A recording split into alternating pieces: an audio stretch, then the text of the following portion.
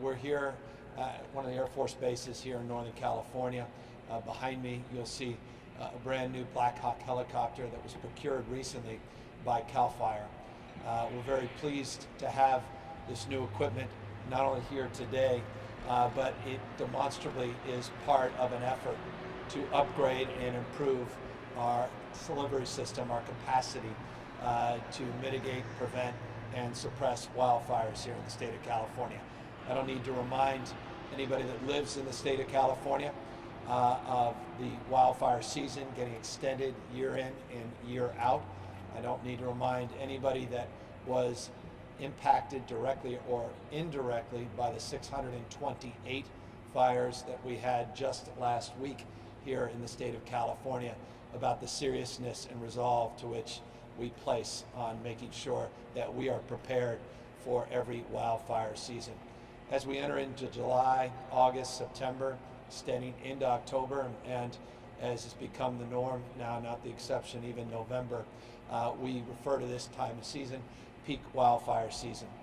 We have had to date, at least through July 5th of this year, from January to July 5th, some 4,112 wildfires.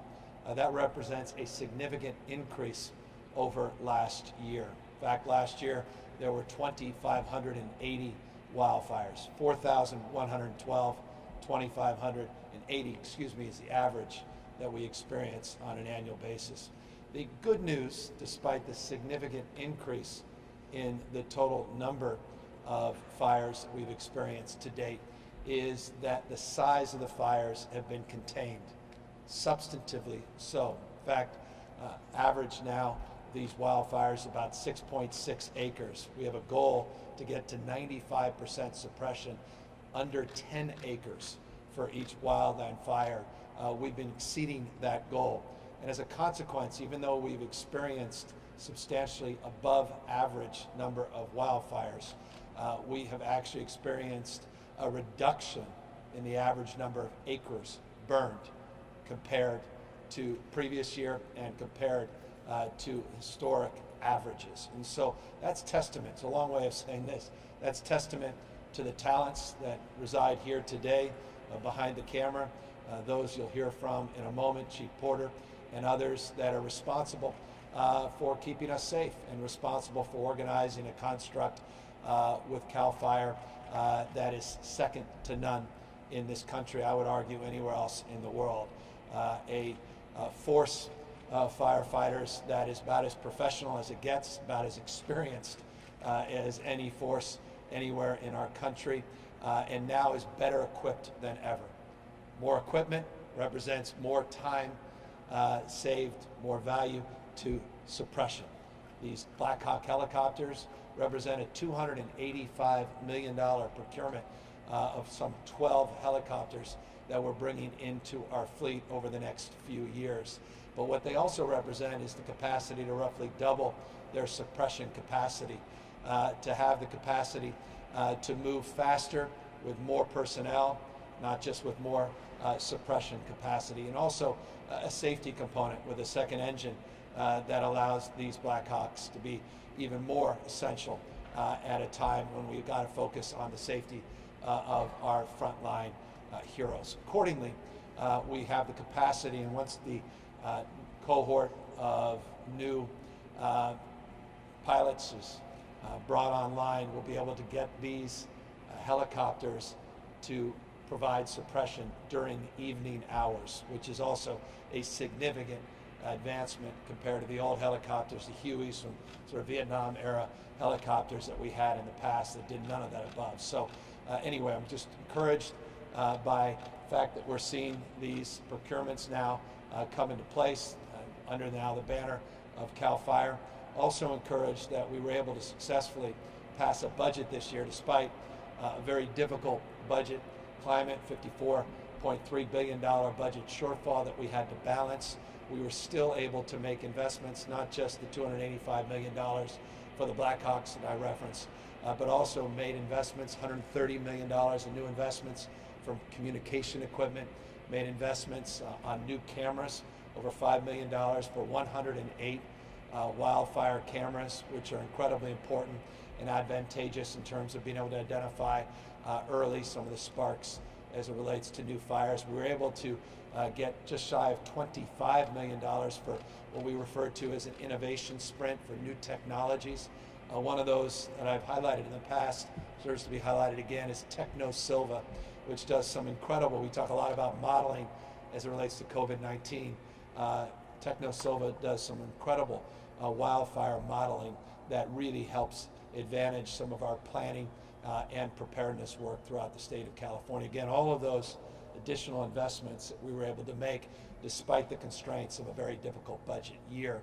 One of the more important, though, investments we made was an $85.6 million investment to provide a new permanent workforce for CAL FIRE. We're adding an additional 172 members, full-time equivalent staff to our team. That is a significant increase. Those are not seasonal workers. That's baseline support for CAL FIRE. Again, during a difficult budget season, that was not necessarily something many people anticipated we would be able to accomplish, and that was accomplished because of the leadership of the legislature. I want to thank both the Senate leaders as well as Assembly leaders for supporting these budgets and advancing the collective cause of vigilance to keep us safe and prepare for our wildfire season. So with the additional permanent staff now, additional resources you see behind me in terms of equipment, more sophistication in terms of suppression and tactics based on new technologies that we procured, we believe, despite the fact we've seen an increase with a very dry winter, an increase in the total number of fires, that the team here, Chief Porter's leadership, entire Office of Emergency Services is up to the task. But I say all that very soberly on the basis of the fact that just in the last 10 years, 5 of the most destructive wildfire seasons we have incurred. I don't need to remind you where we were just 24 months ago, talking about Paradise. And of course, last year, even though it was a below average year in terms of wildfires, it didn't feel like that for people in Southern California or in Northern California, or certainly those directly impacted by the ravages of some man-made disasters, but also Mother Nature. And I am not going to be sheepish, I won't be shy. The hots are getting hotter, the dries are getting drier, the wets are getting wetter. You may call that climate change, you may call that global warming, but one thing we know is our approach to dealing with wildfires has to change and adapt with a climate that is changing very, very dramatically. And so I just want to thank all of those leaders that are assembled here today. Again, some you'll hear from in a moment, for their attention, their stewardship, their faith and devotion to the cause of wildfire suppression and public safety.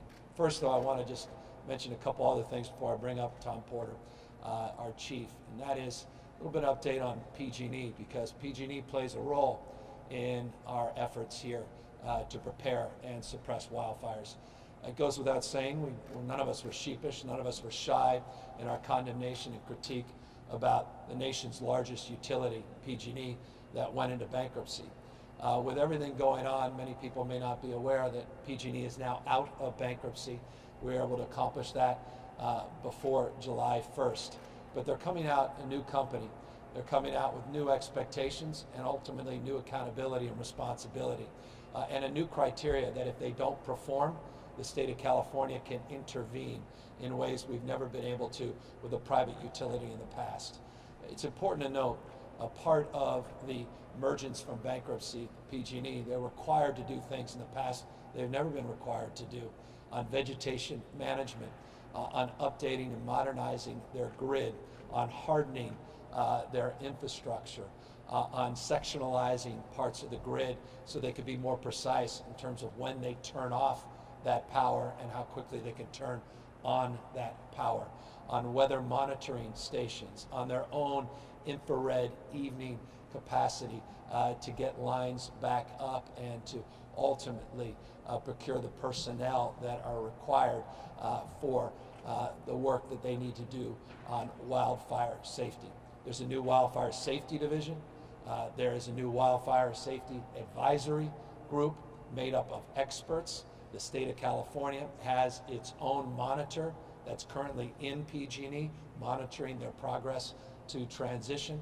There's a $5 billion obligation that PG&E has to invest, and utilities broadly to invest in hardening their infrastructure, undergrounding wires, and that is a requirement that does not come with a profit attachment, meaning those of you watching don't have to pay the costs associated with the return on the investment of that size that they have in the past typically sought. We have much more aggressive oversight at the Public Utilities Commission, which is the authority that oversees our 3 large IOUs, our investor-owned utilities, including PG&E. And there's a framework of engagement with a new board of directors. 11 of the 14 members of the PG&E board have been replaced with a new board, a new CEO. All have started with different skill sets and different obligations. As I said a moment ago, just on the PG&E front, we also have a new capacity because of the leadership of, Jerry Hill, among many others. I want to appreciate Senator Hill in particular, though, for his leadership, getting to me just a week or so ago a bill that allows us to take PG&E over if they are not performing on the expectations and the mandates that we have set forward. We have graduated sanctions, graduated oversight, and the capacity to break glass, what we refer to as Plan B, if they simply are not doing their job.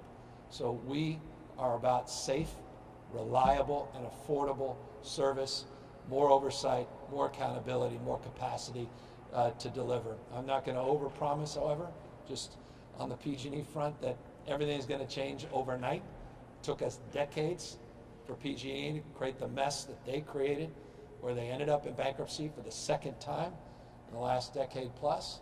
None of us, again, are naive about what they need to accomplish moving forward, but we've never had a criteria, we've never had conditions set, we've never been able to bracket our expectations and have real oversight and accountability than we do today. And so let's work through this year.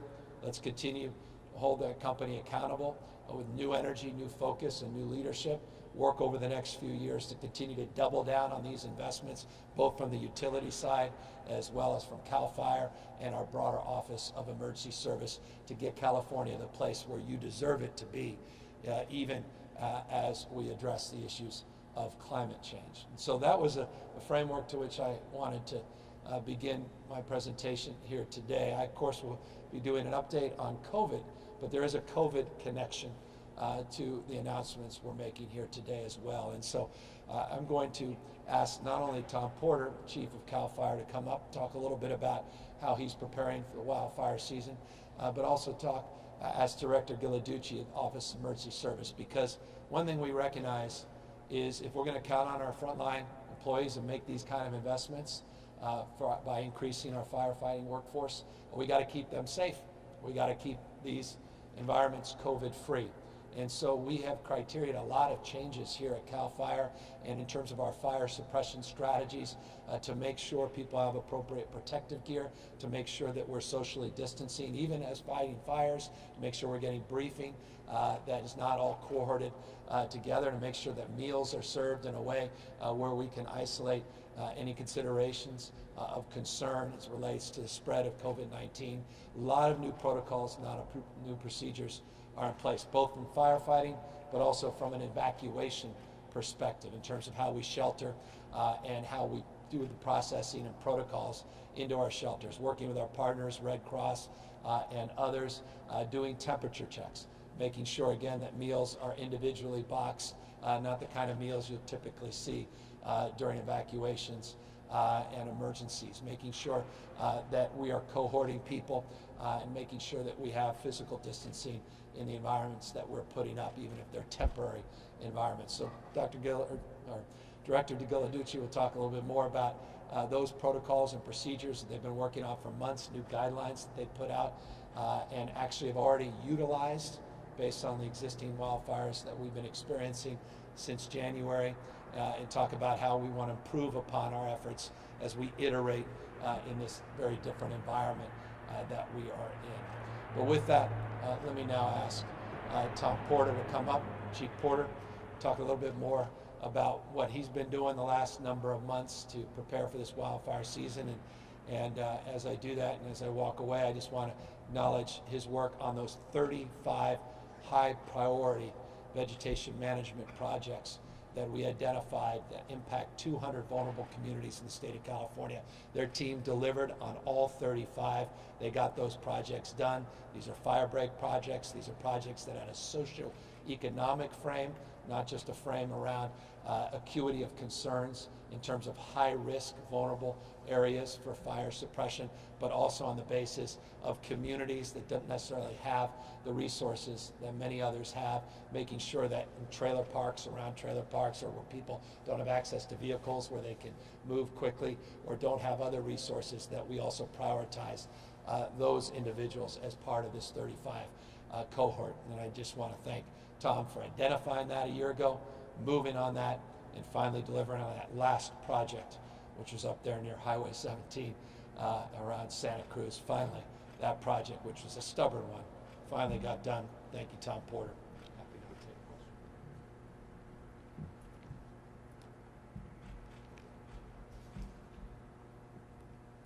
Well, thank you, Governor, and thank you for all the recognition.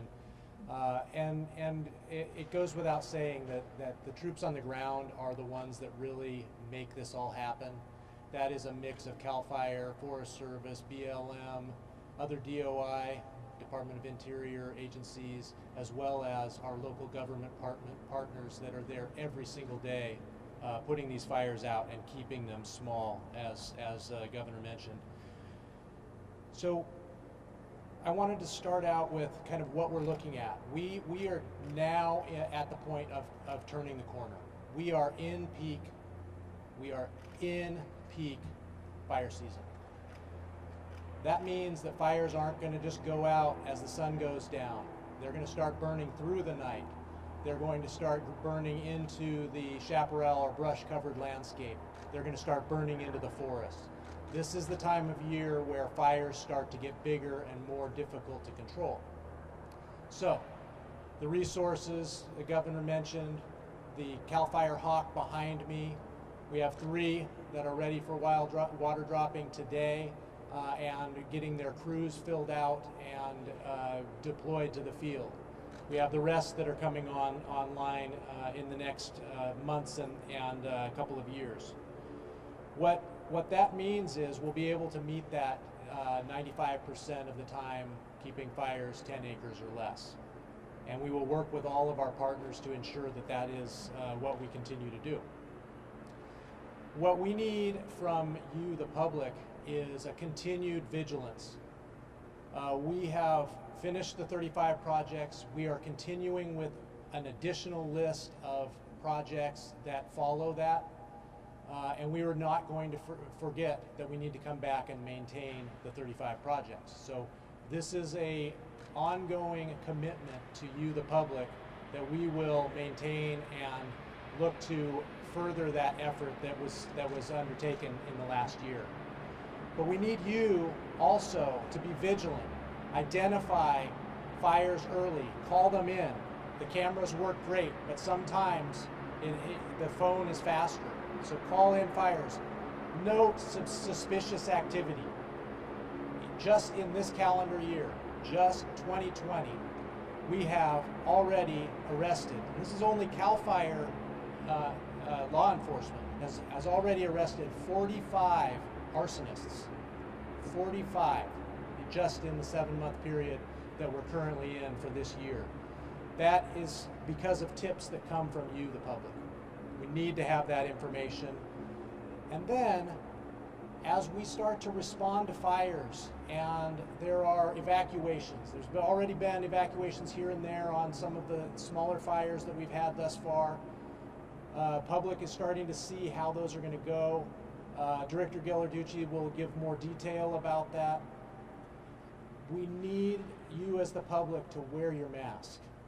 Your mask is what's going to keep you safe from infections coming into your community, as well as keep our firefighters and emergency responders safe from taking infection out into their population. We really need you to wear the masks, and we're all wearing masks here today. That is my expectation, that my firefighters are doing the same, and that you, the public, are helping us with that messaging. So we will continue to commit to aggressive initial attack. That is the point in time when we can reduce the impact to wildland fire to the greatest extent. If we can keep fires small, we will do everything in our power to do so. That will reduce the impact on the population, on health, and everything that goes along with it. It'll save budget as well. So what you'll hear is me calling for now painting small fires. We need to put as much retardant on the ground around wildfires as possible, as quickly as possible, in order to keep fires small. Retardant keeps fires small by allowing the time to get fire crews in and cut line around. That is absolutely important. It needs to happen on every single fire, regardless of jurisdiction. We will make it happen. We have the air fleet to do so. With that, I'm going to circle back.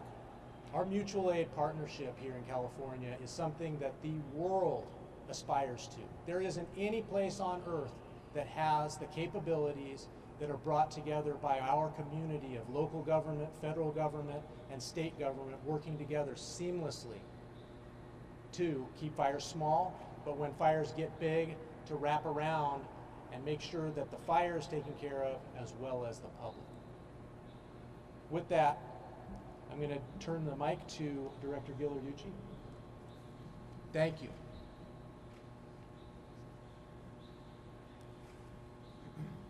Thanks, Tom. So just kind of building on Chief Porter's comment, talking about the mutual aid system and our ability to respond to wildfires. In this particular year, with COVID, a little bit more complexity, the need to make sure that all of our mutual aid responders, all of our firefighters, and the public are aware of what to do when we may have an evacuation and how we're going to do things differently in the event we need to set up an emergency shelter. But that mutual aid system expands to beyond just the firefighters. It includes our law enforcement and sheriffs and highway patrol. It includes our emergency services at the local level, the American Red Cross, the Salvation Army. These are all entities that come together to help us through the process of making sure that all of you are kept as safe as possible during these events. This year, when we have a wildfire, you want to be very, very attuned of what's happening in your community. Pay attention to local authorities. Listen to alerts and warnings. If you're told to evacuate, evacuate. Do not wait. This is very important. There may be conditions because of resource limitations, or we may be wanting this year to move people out of harm's way before fire gets to a particular area. And so we will be informing you of what those fire conditions are in your area. So when you see a red flag warning, when you listen to local authorities about what's happening in your community. If you're told to evacuate this year, we are doing some things a little differently. It may be that we don't put you in a congregate shelter situation. We may be putting you into hotels. We've been working throughout the state with the hotel industry to be able to open up the opportunity of making hotels available for families and individuals to keep people separated so that they're not congregating.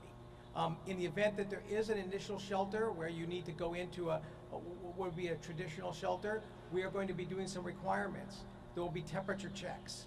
There will be mandatory mask wearing. We will set up shelters that are separating, putting appropriate social distancing. As the governor mentioned, feeding will be different this year. It won't be sort of buffet style feeding. It will be individual meals or what we call meals ready to eat, and be able to hand those out on an individual basis.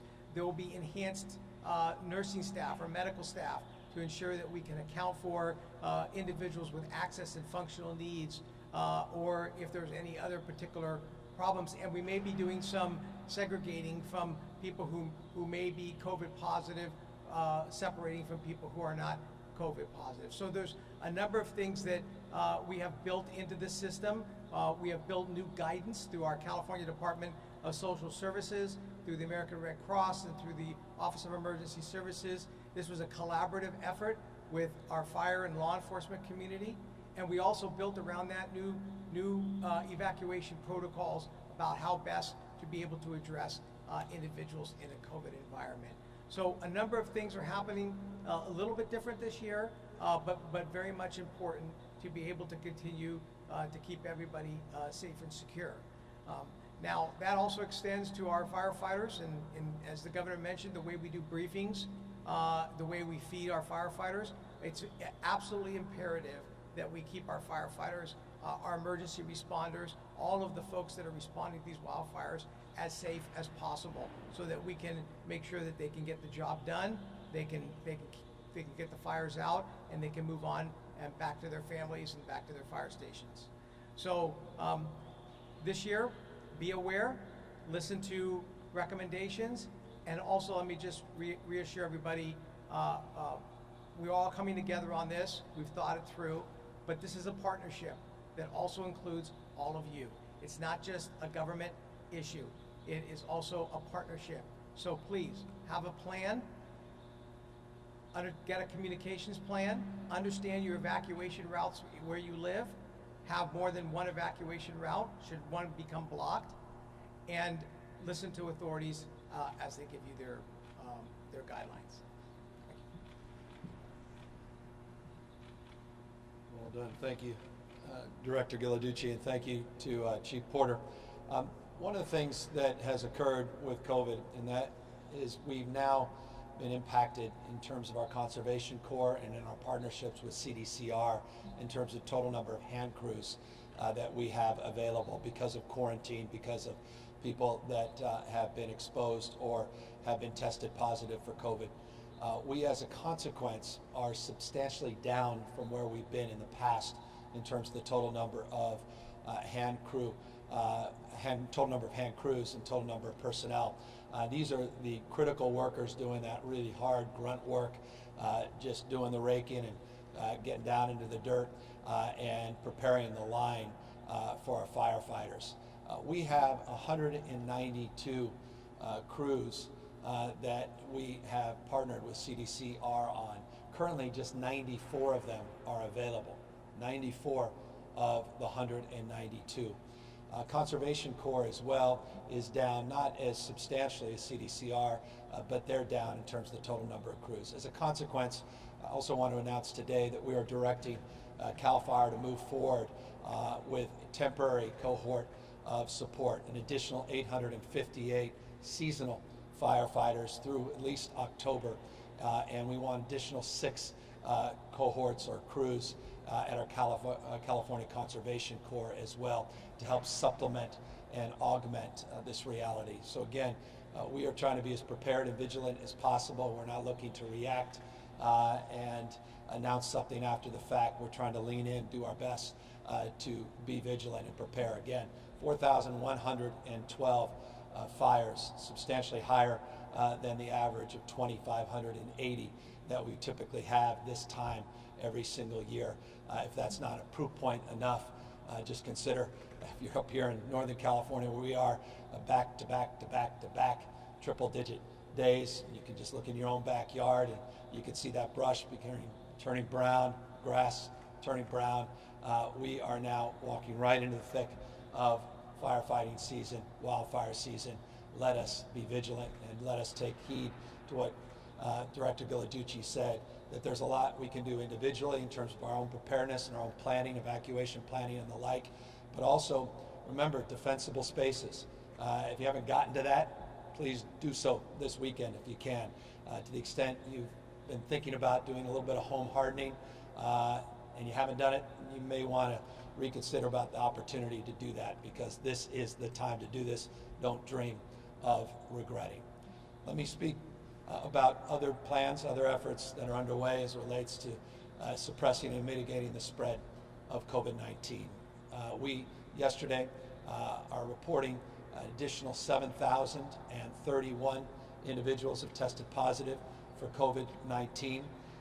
when you look at the 7-day average, and increasingly, I hope we can begin to focus on the 7-day average, as the day-to-day doesn't always give you a real sense of where the trend lines are. It's a more episodic number.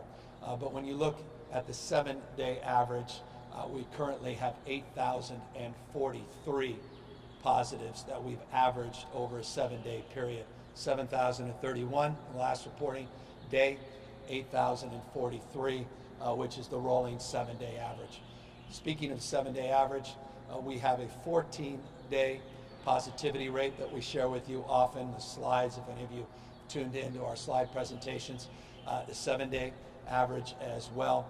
Both the 14-day positivity rate in the state of California and the 7-day positivity rate in the state of California are at 7.3%. 7.3% positivity rate, both 14 and 7-day average in the state of California. We have lost over a 7-day period. We've averaged 73 lives lost in the state of California, 73 a day. We talked about this on Monday. We saw a weekend where we were down to 6, 20, Saturday 6 on a Sunday. And there's a little bit of lag in some respects on reporting. We had a few folks come in from San Bernardino last night, reports come in from San Bernardino as an example, where they were at 0 and all of a sudden at 21. There may be some reporting questions there. And that's why I think this 7-day average is really where I want to focus our efforts. Consequence, when you just look at that one day, it was 149 that were reported yesterday. But I want folks to take a look at some of the reports that came in from some of these counties. I think it's really more responsible for all of us to share the 7-day average and not focus on 6 one day and 149 a week later. Devastating, each and every one of those 6. More devastating to even contemplate what families are going through, those 149 families that have lost a loved one and what they're dealing with as it relates to a loss of someone near and dear. And it's just a reminder, my gosh, what more reminder do you need? Not only in terms of the spread, transmission of this virus, the ubiquity of this virus, not only throughout the state of California, but increasingly all across this country. But the mortality rates are still front and center and should be in your consciousness. For those that just think that now people are getting it, no one's dying, that is very misleading. In fact, it's fundamentally untrue. And California's numbers that we're reporting over a 7-day period, averaging 73, 149 yesterday, are testament to that point, how deadly and devastating this disease continues to be in the state of California, and how incredibly important and essential it is that you wear face masks, face coverings, practice physical distancing, wash your hands, practice the kind of hygiene and sanitation that hopefully by now we've all been accustomed to since the beginning of this pandemic. So that's an update. Briefly, I want to just update you. To the extent we had slides, I'd be presenting hospitalization numbers and ICU numbers. Again, proving the episodic nature, day-to-day nature of some of these things. Our hospitalization numbers went up modestly yesterday, 0.4%, and our ICU numbers actually went down yesterday, 0.1%. That doesn't tell me anything. Again, I look at those rolling 14-day averages. That's what I share with you on a consistent basis. And remember, hospitalizations yesterday over a 14-day period have increased 44%. ICUs that increased yesterday by 34%. So just because they went down marginally yesterday isn't of itself a trend line and shouldn't in and of itself be a headline either. So that's the hospitalizations, ICUs, deaths, total number of new positive cases, rolling averages were experienced over a 14-day period. We continue to do more to monitor and work providing technical assistance with the 26 counties that are currently on the monitoring list to make sure that their needs are met. And I will, in closing, before we open up to questions, just highlight Tulare County, Imperial County, LA County, Kings County continue to be areas of disproportionate focus for our team as it relates to the current trajectory of the virus in those communities and current capacity to meet the needs in those counties. And so with that, let me happily answer any questions you may have. Hi there, Governor. This is Colby Bermel from Politico, California, in Sacramento. Cover energy. Thank you for taking the time, along with Directors Porter and Vegetation. A few fire questions to start. This is for either Governor Newsom or Director Porter. Will regular and/or inmate fire crews ever be at full strength this season? And how important are inmate fire crews to California's overall firefighting effort and throughout the West? Yeah, we've had a partnership since the late 1940s with CDCR and the state as it relates to these hand crews. It goes back decades. And as I said, some of the toughest work that's done out there on the lines, some of the most important work is done by these hand crews. I noted a moment ago, and I'll reinforce it now, we had 192 crews in the state of California in partnership with the state and CDCR. We're down to 94 of those 192 that are quote-unquote active, and that's why we have some urgency to provide some supplemental support in terms of seasonal firefighters and address the need to do the same with our Conservation Corps members as well. As it relates to the essential nature of their work, when you have a chief and you have a director of Office of Emergency Service, much more interesting to hear from them and their perspective over the course of decades professionalism than from me. And let me take advantage of them being here, and they can answer that more directly. Thank you, Governor, and thank you for the question as well. So we are actively working and have been with CDCR to make sure that we're getting all of the inmate fire crew members that we possibly can through training and into camps. And so we will continue to do that. I don't expect this season to make it to full capacity with inmate crews. I think we do have the possible opportunity toward the end of season to bolster that and get close to where we were last year, which essentially was at about 75%. We were around 155 crews last year, and we hope to get to that number or close to it as well. But we are also looking at what the reality is. Right now, we don't have those crews, and we might not. COVID might infect firefighters and/or hand crews and keep them out of the firefight for a quarantine period or longer. And so the 858 firefighters that we're bringing on are going to be put into hand crew configuration, and they are going to backstop those numbers that we are down. So we're looking at that. You add the 6 additional exclusive use crews out of the CCCs, that's a few more crews available to us, and then we're going to work to make sure everybody maintains their health, keeps their social distancing.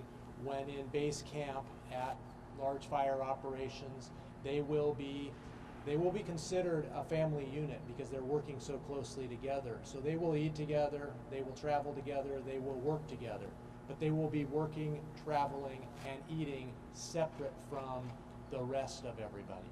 So there will be these family units that you'll see at base camp eating together, potentially not with masks on while eating, but when away from that dinner table, they'll be masked up and working on the fire line or getting R&R that they need in order to remain healthy and keep up the firefight. So that's where we are with the crews. It reinforces the new directive on the 858 individuals. Let me say 2 things though briefly, just to give people a full sense of what's happening. It's not just a COVID question. We have decompressed the prison system, CDCR, by roughly 10,000 individual inmates since March. We have plans to continue to do more as it relates to concerns we have within the system and inmate safety as well as staff safety. As a consequence of that and some of the camps where we've had to quarantine, we have 38 camps or so in the state, and we've had issues in some of those camps that brought down the total number of available personnel, inmates, to help support these efforts that are the reason, the predicate foundation to which we are building this new cohort of seasonal firefighters through October, 858. And on the flip side of this fire equation, there are the residents, of course. On evacuations, how you guarantee the health and safety of residents in the shelters, not just given the smoke from the fires, but now the coronavirus transmission in close quarters. And a follow-up to that, if I may, will there be a shortage of already depleted masks, and will hospitals be ready to handle a possible surge this fall? Yeah, well, as it relates to masks, I made announcements yesterday about the success we've had, 189 million masks just from one vendor that we've been able to bring in the last 60 plus days, 79 million N95 masks, not just the 189 million procedure masks. We now have inventory of well over 250 million masks. It's still not where we need to be and where we want to be, and so we'll continue to procure more masks. We're diversifying the portfolio of those that we're securing masks from. I was last week with the head of the California Manufacturing Association announcing a new effort to get manufacturing going in the state of California so we can procure more masks within our state, create jobs within the state of California. We announced some partnerships there. We have one vendor that's providing over 500,000 masks in Santa Clara, California, N95 masks a month. That is helping that cause for the state, that will ultimately help the cause of addressing the needs of our firefighters and our emergency personnel as well. But specifically, your question, beginning of the question, was about the issue that Director Ghilarducci was describing and advancing. He's been working on providing these guidelines for evacuations and sheltering strategies with COVID in mind, and I may ask him back up to answer more specifically some of the efforts and maybe provide more granularity to your question.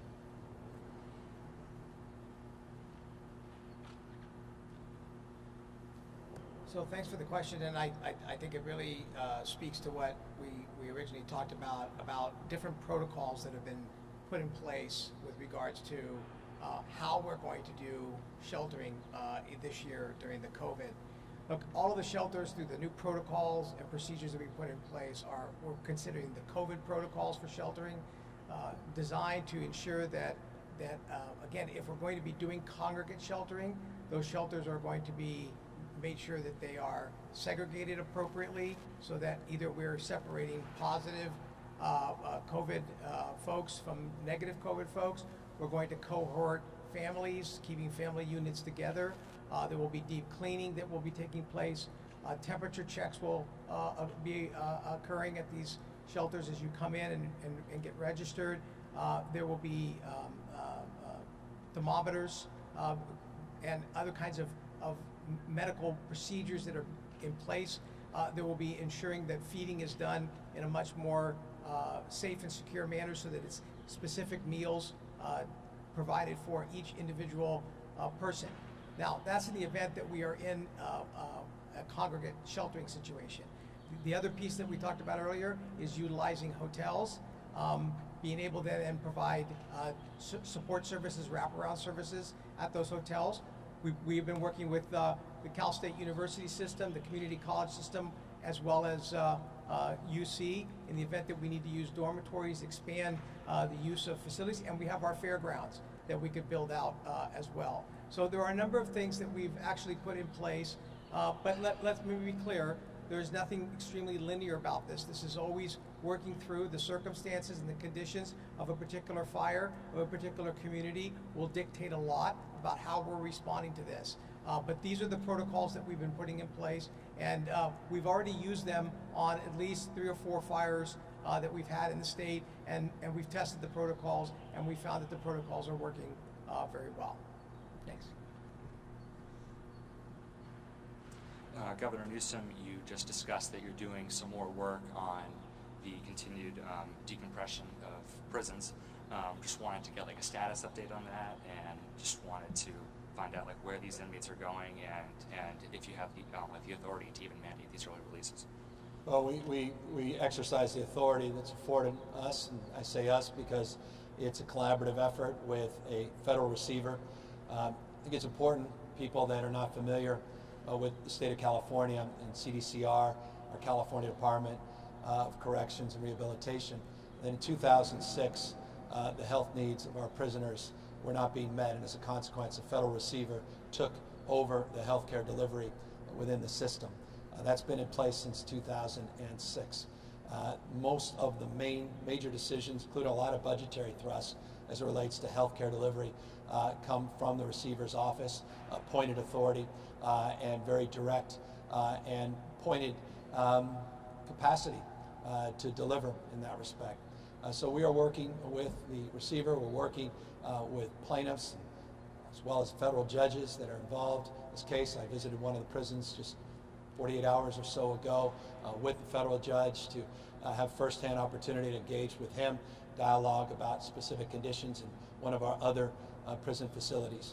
We currently have some 2,338 individuals, 2,338, so less than 2,400 individuals in a system, 35 prisons, a system that has over 110,000 people. 2,400 is too many, but I want to put it in perspective what we're up against. We've had flare-ups in many prisons, from Chino to Lancaster, Chuckawalla, other Avenal prisons, where we were able to work very aggressively and collaboratively with the receiver's office, with the plaintiff's attorneys, and with our partners, both Department of Public Health as well as within CDCR, to address some of those outbreaks, and we're making some progress. Again, one case is too many in corrections. The biggest concern remains San Quentin Prison. 1,314 individuals, at least as of noon today, are tested positive in San Quentin. We are working collaboratively with the receiver, federal judge, and many others to decompress that system. On March 1st in San Quentin, we had 4,051 individuals that were in that prison. I made point a number of days ago, well over a week ago, that we have a plan within the next few weeks to bring that population down to 3,076. That's phase one, from 131% capacity down below 100% capacity. That will happen. In addition to that, we are looking to decompress San Quentin even more. We're cohorting individuals, we're testing people, we're testing staff, we're going through a process and protocol to make sure the test results come back in a much more expeditious period of time. We've got an incident command center working collaboratively with the county, Marin County, and others to make sure that all of us are on the same page, all of us are rowing in the right direction. There has not been one week in the last 2 months where we have not focused with laser intensity on what's going on in congregate facilities, including corrections, homeless facilities, which I highlight often, what's happening in veterans facilities in this state, what's happening in residential care facilities for seniors, and what's happening in skilled nursing facilities. So this is a deep responsibility, deep obligation to keep people protected and safe, particularly those that are in these vulnerable environments. And so I just want folks to know the seriousness of purpose. It is stubborn, and it's been incredibly frustrating that we had someone make the decision to transfer a few patients from one prison, Chino, into San Quentin. And that decision created the chain of events that we are now addressing and dealing with. I'm not here to sugarcoat that. I'm not here to scapegoat that. All of us are now accountable to addressing this issue and doing so in a forthright manner. That's precisely what we're doing. Can you share with us some of those details about that recent visit that you just discussed? Whatever you could share broadly. Yeah, I mean, in broad strokes term, I just want to acknowledge the work of Ralph Diaz, the head of corrections. I want to thank the acting warden at the Vacaville prison. I want to thank the federal judge for his sincerity, his deep commitment to protecting inmates as well as staff in our prison system. I want to thank them for their work, particularly at that prison and other prisons. The reason we were at that prison, it's even more highly vulnerable in many respects because of the cohort of patients, the medical facility, to the impacts and the ravages of COVID-19. So we want to have an opportunity to discuss the unique characteristics of what's working, what's not throughout the system, and use that as a case study. I've been to San Quentin on at least half a dozen occasions. I have a deep sense of the conditions and criteria of a prison. It was built in 1851, not dissimilar to a footprint that we have at Folsom and others, where it's a more challenging environment in terms of mitigating the spread. So we had a chance to dialogue about how we are addressing the unique conditions that reside in each distinctive institution of the 35 within corrections, and how we have to tailor strategies and solutions based upon the open dorm and how things are cohorted and stacked, and how the patient, or rather respect to the medical facilities, patient population, inmate population within corrections, how their unique status will impact the spread of this virus and ultimate impacts on hospitals and ICUs. So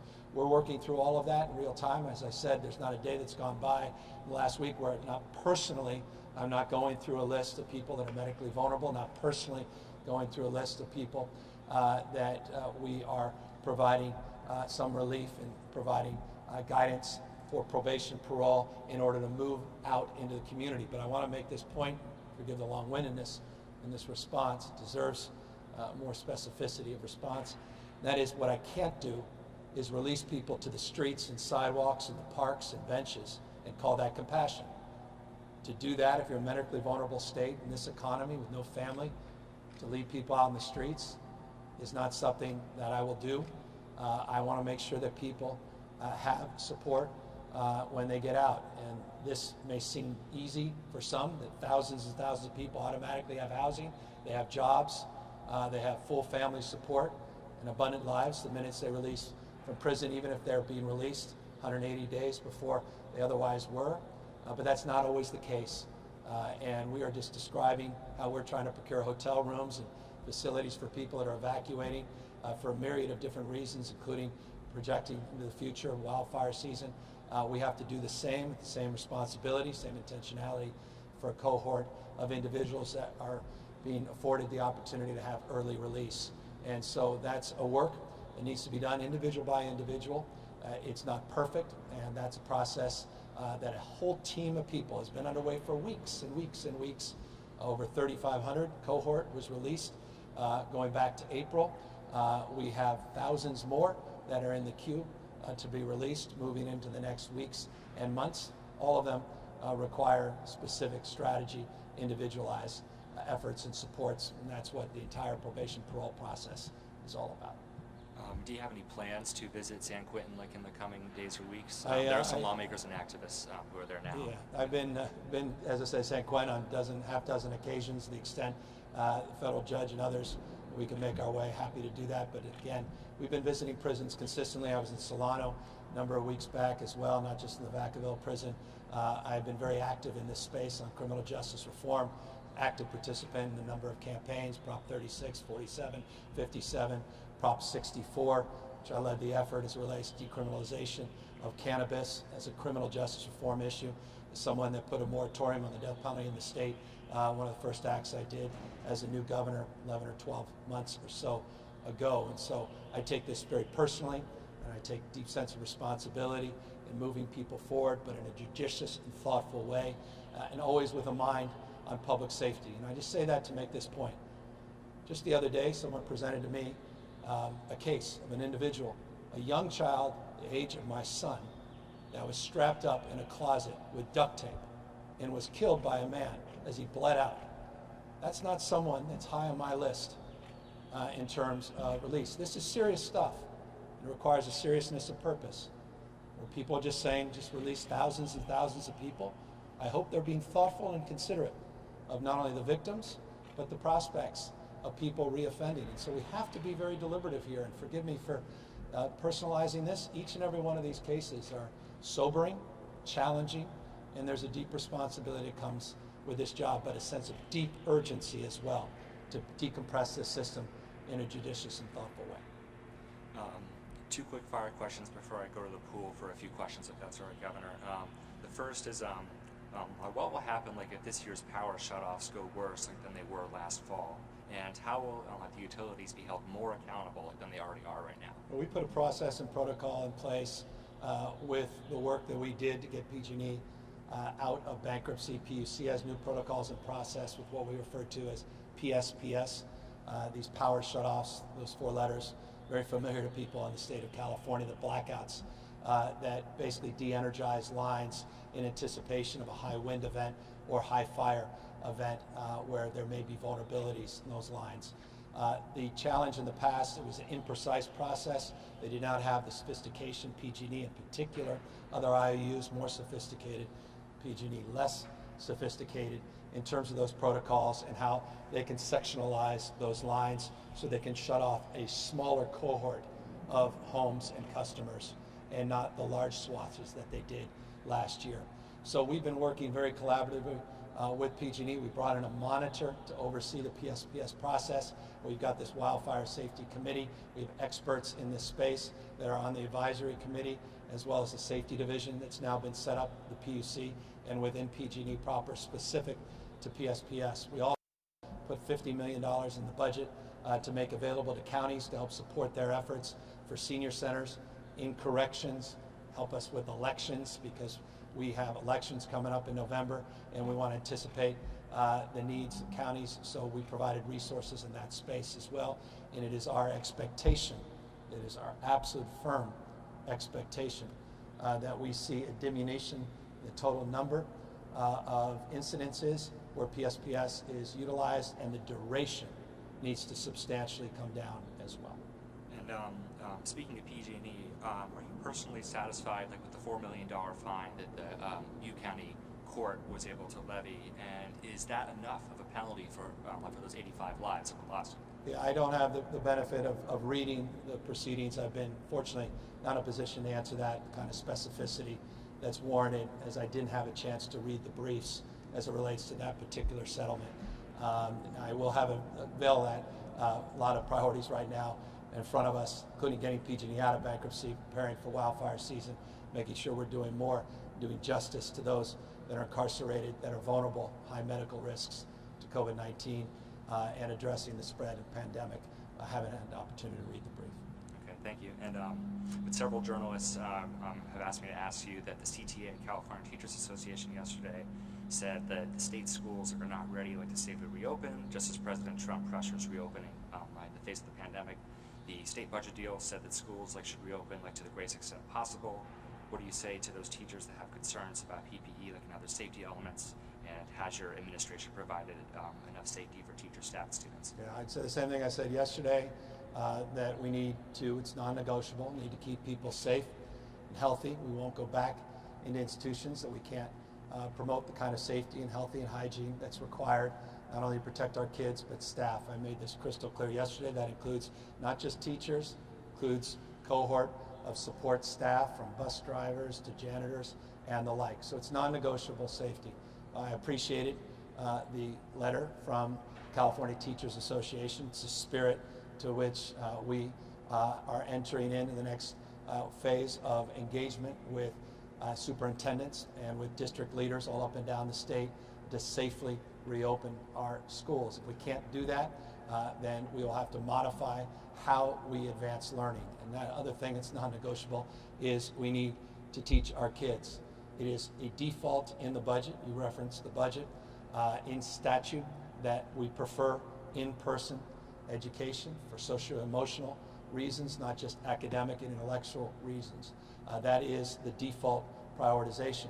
But when that cannot be afforded in a way that safely allows kids to cohort, safely allows kids and teachers to distance, safely allows people to have access to adequate supplies of PPE, the deep sanitation, and the work needs to be done around cafeterias, modifications on assemblies, PE, and the like, then we have made it clear in the language that we provided the legislature, supported by the legislature, that we have $5.3 billion in the budget to address learning loss, to address hybrid models of learning as it relates to the utilization of technology, and making sure that we are doing the distance learning, that we're doing justice to distance learning in a way that's equitable for all kids, not just some kids. And but a quick question about schools as well, and kind of the students' well-being. Do you support the total, and full, removal of police from schools? I put language in my budget, advanced language, to consider the fact that we have many schools in the state of California that are increasing their own police departments within the schools, decreasing the number of available counselors to deal with adolescent, not just physical health, but adolescent mental health. I find that rather curious, and as a consequence put language in the budget. It was supported broadly, though amended, by the legislature to advance a concerted effort to tackle this question, to ultimately be able to advance this question in a way that deserved. 1,000+ school districts in the state. There may be appropriate need to have your own police department. May not be in other circumstances where you could have an MOU with your local authorities, or just disband the same, put those dollars back in, invest them into the needs of kids in our classroom. And so that will be adjudicated and discussed with a task force that we've created, a work group that we have created in partnership with the Superintendent of Public Education, Tony Thurman, and I look forward to advancing that as we advanced it in the language in the budget that I signed last Monday, and will be advanced in discussions and dialogue over the course of the next number of months. I hear silence. One or two more questions. One more. Go ahead. Okay. Sorry, Well, that's I all was right. going to take advantage of that. No, I appreciate your time. You're always very helpful. Had a question from Christine Lazar at CBS2 Los Angeles. She wrote in that her inbox is always being flooded with emails from readers and viewers who haven't received their unemployment benefits, and they haven't been able to get on the phone with folks at EDD. What is being done right now to fix this?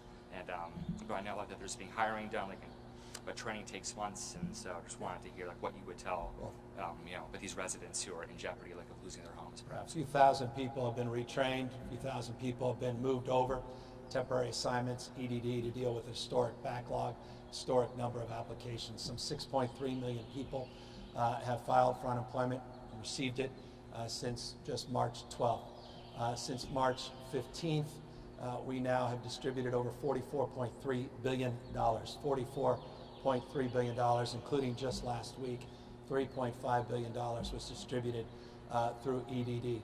It's $3.5 billion, but it's not enough. We got to do more, we got to do better. I could sit here and lament about the fact that we had an antiquated system of technology that dates back, almost the time San Quentin was being built. That's a bit of a pejorative, but you get the drift. The fact is, again, you own the experience, you own a resolve to focus in and learn lessons, fix things, and as we work through this surge, we'll have a chance to work with the legislature to advance the IT improvements, to advance the protocols and processes, which are really a big part of this, as well as a business process improvement that we have now underway at EDD, not just supplementing personnel, but looking at how we deliver this fundamental service. We're doing more text messages, we're doing more with automation, we're doing more though as well to deal with those vexing cases, and I think those are the ones entering up in the email box of the questioner, and that is those vexing cases that are individualized, where someone was originally rejected and they're not getting a response as to why. It may have been an application that wasn't filled out appropriately, may have been some paperwork that still hadn't been presented. All those cases require individual case managers, and those can be very time consuming. No excuse. We have to do more and do better, and I can assure you, talking to my colleagues, other governors across the country, with one or two exceptions, and there may honestly just be one or two exceptions, everybody is struggling with this unprecedented moment in history, with the unprecedented historic number of claims that came in overnight. And all of us, at least those that I've talked to, are resolved to work together, share best practices, to finally address this, so the next governors to come are never sitting here answering a question around EDD, 3 letters that have become almost synonymous, like 4 letters last year, PSPS. We had a few more questions, but I'm being told to wrap it up, so thank you so much for your time, Governor. Great. Well, thank you all for the time and attention. Thank you for vigilance and diligence in terms of your own work to mitigate the spread of this virus, to wear face coverings, practice physical distancing, the deep sanitation in your business, deep realization of our personal responsibility to wash our hands and to be thoughtful about not only ourselves but others' health as well. I want to just thank Chief Porter, Director Giladucci, and their entire team, to the men and women in uniform, the CAL FIRE, firefighters. Thank you for the work you've done. Thank you for what you have ahead of you over the course of the next few months.